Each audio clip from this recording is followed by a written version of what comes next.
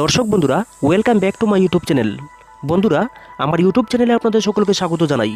তো চলুন বিভিন্ন স্বনামধন্য পত্র পত্রিকায় প্রকাশিত কয়েকটি বিশেষ খবর দেখে নেওয়া যাক।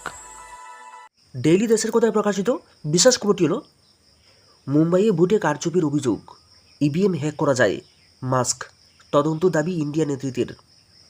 ভোট পর্ব শেষ হয়ে সরকার গঠন হয়ে গিয়েছে, কিন্তু এখনও ইলেকট্রনিক ভোটিং মেশিনে ইভিএম ভোট প্রক্রিয়ার কারচুপি নিয়ে বিতর্ক শেষ হলো না। ইভিএমে হ্যাকিং করে কারচুপিতে ভোট বাড়িয়ে বিজেপির শরিক প্রার্থী জেতা নিয়ে মিড ডে পত্রিকায় বিশেষ প্রতিবেদন প্রকাশ পাওয়ায় বিতর্ক আবার শুরু হয়েছে। ঘটনাক্রমে প্রায় একই সঙ্গে রবিবার ইভিএমে হ্যাকিং করা যায় বলে অভিযোগ তুলেছেন টেসলার মালিক এলন মাস্ক। সমাজ মাধ্যম এক্সে পোস্ট করে তিনি ইভিএমে ভোট প্রক্রিয়া গলদে ভরা বলে জানিয়েছেন।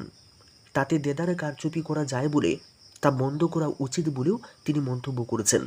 দেশে ও বিদেশে ইভিএম ভোট গ্রহণ নিয়ে কারচুপির জোরালো অভিযোগ ওঠায় রাজনৈতিক মহলে তা নিয়ে শোরগোল পড়ে গিয়েছে। বিরোধী দল কংগ্রেস ও সমাজবাদী পার্টি এই নিয়ে তদন্তের দাবি জানিয়েছেন। মুম্বাই উত্তর পশ্চিম কেন্দ্রের ফল প্রকাশ বন্ধ রেখে ভোট গণনা নিয়ে সব রাজনৈতিক দলের সঙ্গে আলোচনার জন্য উদ্যোগ নিতে নির্বাচন কমিশনারের কাছে দাবি জানিয়েছে কংগ্রেস। এই দিন মিড ডে পত্রিকায় প্রকাশিত প্রতিবেদনে জানানো হয়েছে, মুম্বাই উত্তর পশ্চিম লোকসভা কেন্দ্রে বিজেপি শরিক শিবিরের সিন্ধি প্রার্থী রবীন্দ্র ওয়েকারের ৪৫ ভোটে জেতায় হ্যাকিং করে জেতার অভিযোগ উঠেছে। প্রসঙ্গত, ওয়েকারের বিরুদ্ধে বিরোধী ইন্ডিয়া মঞ্চের প্রার্থী ছিলেন শিবসেনা ইউবিটি। প্রতিবেদনে বলা হয়েছে, ৪ জুন ভোট গণনার দিন গণনা কেন্দ্রে বিশেষ ধরনের মোবাইল ফোন নিয়ে ঢুকে পড়েছিলেন রবীন্দ্র ওয়েকারের আত্মীয় মঙ্গেশ পান্দিকার। গণনা কেন্দ্রে মোবাইল ফোন নিষিদ্ধ থাকলেও পান্দিকার সেই ফোনে বারবার ওয়েকারের সঙ্গে কথা বলেন। শিবসেনা ইউবিটি কর্মীদের অভিযোগ, ফোনে ইভিএম হ্যাক করে ভোট গণনার কারচুপির চেষ্টা চলছিল। কারো ভোট গণনায় সেই সময় একেবারে হাড্ডাহাড্ডি লড়াই চলছিল।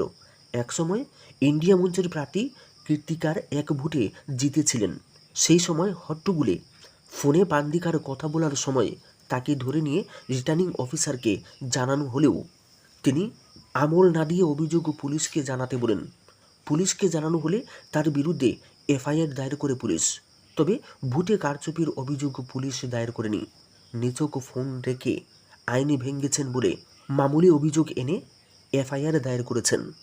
এক ভোটে সেই সময় কীর্তিকার জিতে থাকলেও বিজেপির শরিক শিবসেনার সিন্ধে চাপে পোস্টাল ভোট পুনরায় গোনা হয়। তাতে ৪৫ ভোটে তাদের প্রার্থী ওয়েকারকে জয়ী ঘোষণা করেছেন রিটার্নিং অফিসার। ফলে এই ভোট গণনায় জালিয়াতি এবং ইভিএম গণনাতেই কারচুপি করে বিজেপি শরিক প্রার্থীকে জেতানো হয়েছে বলে প্রতিবেদনে তথ্যসহ প্রকাশ করা হয়েছে। মুম্বাই উত্তর পশ্চিম কেন্দ্রের ইভিএমে ভোট গণনা নিয়ে এইভাবে জালিয়াতির অভিযোগ উঠে আসায় এখন তা আড়াল করতে তৎপর হয়েছেন কেন্দ্রের রিটার্নিং অফিসার বন্দনা সূর্যবংশী। তিনি বলেছেন, ইভিএম মেশিন হ্যাক করা সম্ভব নয়, তা খোলার জন্য কোনো ওটিপি দরকার হয় না। তিনি বলেছেন, মিডিয়া পত্রিকা মিথ্যা প্রচার করছে। এ নিয়ে তারা যে সংবাদ প্রকাশ করেছে তা নিয়ে নির্বাচন কমিশনের পক্ষ থেকে ফৌজদারি আইনের ৪৯৯ এবং ৫০৫ ধারায় নোটিশ জারি করা হয়েছে। তাদের বিরুদ্ধে কঠোর ব্যবস্থা নেওয়া হবে বলেও তিনি হুঁশিয়ারি দিয়েছেন। তবে ভোট গণনায় কারচুপির অভিযোগের কোনো জবাব দেননি।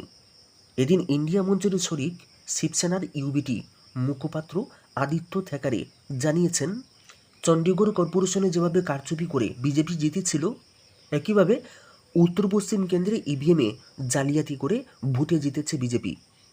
এই নিয়ে আমরা গণনা কেন্দ্রের সিসিটিভি ফুটেজ প্রকাশের দাবি জানিয়েছি, কিন্তু তা প্রকাশ করা হচ্ছে না। এদিন বিদেশেও ইভিএম নিয়ে বিতর্ক শুরু হয়েছে। দেখা যায়, ল্যাটিন আমেরিকার ছোট দেশ পুয়ের্তো রিকোর নির্বাচনে ইভিএমে ভোটে কারচুপি নিয়ে সেখানে সংবাদ মাধ্যমে সংবাদ প্রকাশিত হয়েছে। তাতে বলা হয়েছে, শতাধিক ইভিএমে ভোটে কারচুপি হয়েছে, তা ধরা পড়েছে।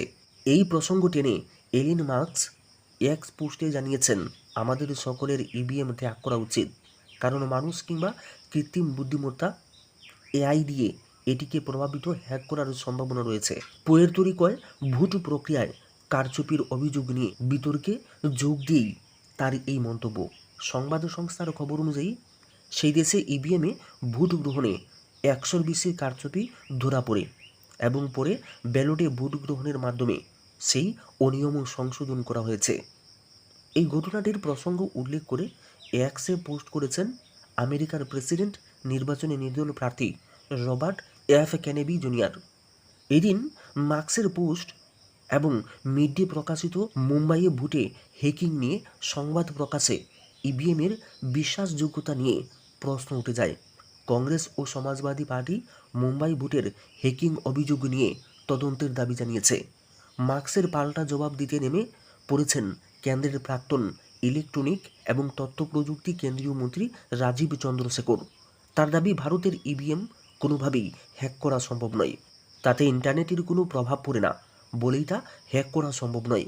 তিনি বলেছেন, মার্কস সরলীকৃত ধারণার উপরে ভিত্তি করে বক্তব্য রেখেছেন। সরলীকৃত ধারণা রয়েছে যে কেউ সুরক্ষিত ডিজিটাল হার্ডওয়্যার বানাতে পারবে না। এটা ভুল। আমেরিকা কিংবা অন্য জায়গায় যে ইন্টারনেট নিয়ন্ত্রিত ভোটিং মেশিনে সাধারণ যন্ত্রাংশ ব্যবহার করা হয় সেখানে মার্কসের ওই বক্তব্য প্রযোজ্য হতে পারে। মার্কসের এক্স পোস্ট শেয়ার করে প্রাক্তন কেন্দ্রীয় মন্ত্রী বলেছেন, ব্লুটুথ, ইন্টারনেট, ওয়াইফাই কোনো কিছু দিয়েই ইভিএমকে হ্যাক করা যায় না। চন্দ্রশেখরের টুইটের নিচে মার্কসের পাল্টা বক্তব্য হলো, যে কোনো কিছুই হ্যাক করা যেতে পারে। তার আবার পাল্টা জবাব দেন প্রাক্তন মন্ত্রী।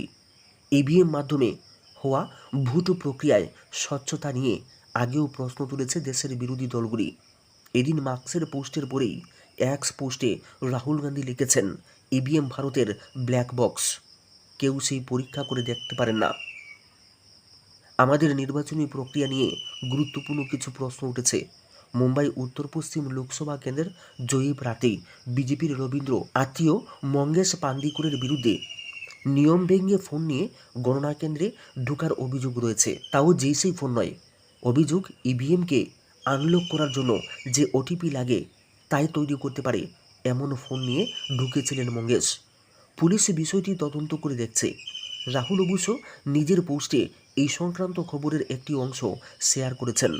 বিরোধী জোট ইন্ডিয়া মঞ্চের শরিক দল এসপির প্রধান অখিলেশ যাদব বলেছেন, আমরা আবারও আমাদের পুরনো দাবিটা প্রকাশ্যে আনছি, তা হলো ভবিষ্যতের সমস্ত নির্বাচন ব্যালট পেপারের মাধ্যমে করতে হবে।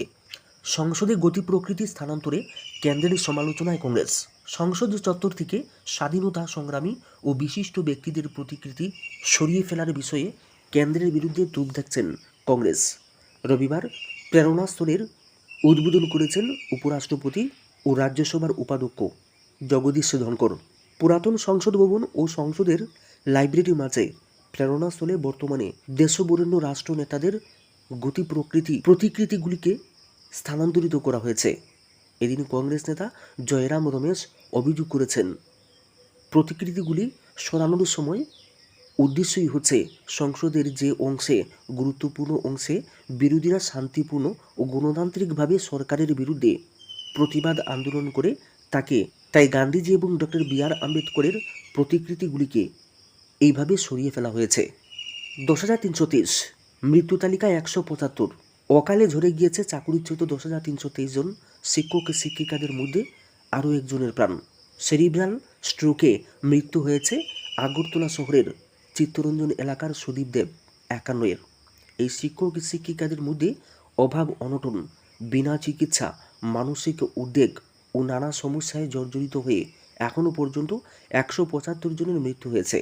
নিজ বাড়িতেই সেরিব্রাল স্ট্রোকে আক্রান্ত হন সুদীপ দেব। জিবি হাসপাতালে কোমায় ছিলেন। চিকিৎসকের সমস্ত চেষ্টা ব্যর্থ করে রবিবার সন্ধ্যায় প্রাণ ত্যাগ করেছেন তিনি। নিজ পরিবারে তিনিই ছিলেন উপার্জনকারী ব্যক্তি। চাকরি দেওয়া হবে বলে বিজেপি সরকার কথা না রাখায় চালাতে চাকরিচ্যুত শিক্ষক শিক্ষিকাদের মতো তিনিও হিমশিম খাচ্ছিলেন। অভাব, উদ্বেগ, ভবিষ্যৎ অনিশ্চয়তায় শেষ পর্যন্ত তিনি মৃত্যুর কূলে ঢলে পড়েছেন। তার মৃত্যুতে চাকরিচ্যুত শিক্ষক শিক্ষিকাদের পরিবারের মধ্যে শোকের ছায়া নেমে এসেছে। প্রয়াত সুদীপ দেবের মৃত্যুর খবর পেয়ে জিবি হাসপাতালে ছুটে যান সহকর্মীরা।